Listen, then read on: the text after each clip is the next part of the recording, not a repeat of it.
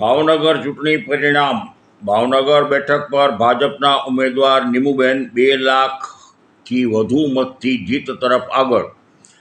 ભાવનગર લોકસભા બેઠકના મતદારો દ્વારા 7 મેના રોજ 13 ઉમેદવારોનું ભાવિ ઈવીએમમાં કેદ કરવામાં આવ્યું હતું, જેઓના ભાવિના ફેસલાની ઘડી આવી ચૂકી છે. આજે બપોર સુધીમાં ભાવનગરના સાંસદ કોણ બનશે તે નક્કી થઈ જશે. ભાવનગરમાં જ્યાં મત ગણતરી હાથ ધરવાની છે, ત્યાં સરકારી ઇજનેરીની કચેરી છે. પોરબંદરમાં મનસુખ માંડવિયાની જીત નક્કી. ભાવનગરથી નીમુબેનની જીત નક્કી. અમિત શાહ 5 લાખની લીડથી આગળ. દેશની મોટી લીડ કહી શકાય. પાટણ તથા બનાસકાંઠામાં કોંગ્રેસ આગળ.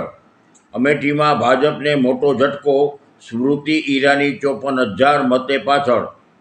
પોરબંદર પેટા ચૂંટણી અર્જુન મોઢવાડિયાની જીત.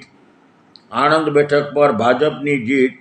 પાટણમાં ચંદનજી ઠાકોરની લીડ ઘટી. રિપોર્ટ હર્ષ રાવલ, ભાવનગર.